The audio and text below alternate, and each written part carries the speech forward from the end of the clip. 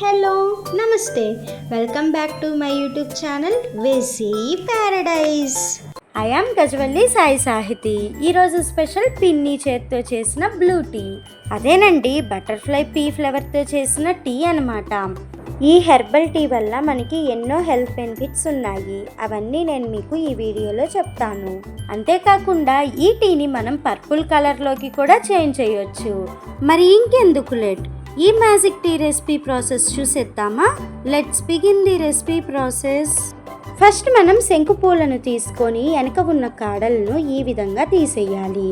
మనకి ఈ ఫ్లేవర్లో ఎన్నో కలర్ ఆప్షన్స్ ఉంటాయి, but we have to select this colour అన్నమాట. తర్వాత నీటిలో శుభ్రంగా కడుక్కోవాలి. వాష్ చేసిన తర్వాత వీటిని పక్కన పెట్టుకొని స్టవ్ మీద ఒక గిన్నె పెట్టుకొని అందులో 1/2 లీటర్ నీరు తీసుకోవాలి. ఇప్పుడు ఆ నీరు బాగా మరిగే వరకు వెయిట్ చేయాలి. నీరు ఈ విధంగా మరగటం స్టార్ట్ అయిన తర్వాత స్టవ్ ఆపేసిన తర్వాత మాత్రమే పూలని వేసుకోవాలి. 5 పూలు పర్ఫెక్ట్గా సరిపోతాయి. జస్ట్ ఒక్కసారి అలా కలిపేసి 3 నుంచి 5 నిమిషాలు వదిలేసాము అంటే టీ బ్లూ కలర్లోకి చేంజ్ అవుతాయి. మనము పూలని నీటిలో 10 నిమిషాల కంటే ఎక్కువ ఉంచకూడదు.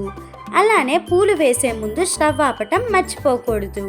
ఎందుకంటే ఈ 2 పనులు చేయటం వల్ల టీ చేదుగా అయ్యే ప్రమాదం ఉంది.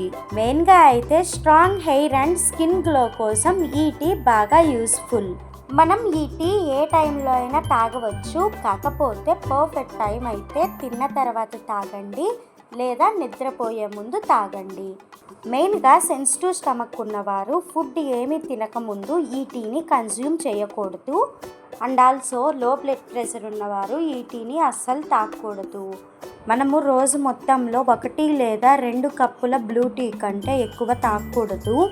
ఆల్సో ఈ టీ తాగటం వల్ల మన హార్ట్ అండ్ బ్రెయిన్ హెల్తీగా ఉంటుంది. అంతేకాకుండా మన స్ట్రెస్ రిలీఫ్గా కూడా పనిచేస్తుంది. సో ఇలా కలర్ ఇన్ఫ్యూజ్ అయిన తర్వాత స్ట్రెయిన్ చేసుకున్నాము అంటే మనకి కావాల్సిన బ్లూ టీ రెడీ అయిపోయినట్లే. సో మనం ఈ బ్లూ టీని డైరెక్ట్గా తాగేయచ్చు. ఇన్ కేస్ మనం టేస్ట్ని ఎన్హాన్స్ చేసుకోవాలి అనుకుంటే ఇందులో స్మాల్ అమౌంట్ ఆఫ్ హనీని and small amount of lemon జ్యూస్ని యాడ్ చేయొచ్చు. వన్స్ మనం లెమన్ జ్యూస్ని యాడ్ చేయటం స్టార్ట్ చేసిన వెంటనే బ్లూ టీ మ్యాజిక్ టీ అయిపోతుంది. ఎందుకో తెలుసా? బ్లూ కలర్ కాస్త పర్పుల్ కలర్గా చేంజ్ అవుతుంది. దీనికి రీజన్ pH లెవెల్ లో అవ్వటమే. ఆల్కలైన్ టీ కాస్త ఎసిడిక్ టీగా చేంజ్ అవుతుంది. ఇంతకీ బ్లూ టీ రెసిపీ నచ్చిందా? అయితే ఇంకెందుకు లేట్, వెంటనే ట్రై చేసి చూడండి. Stay tuned for more interesting recipes.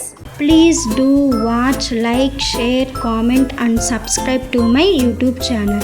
Thank you for watching. Bye bye.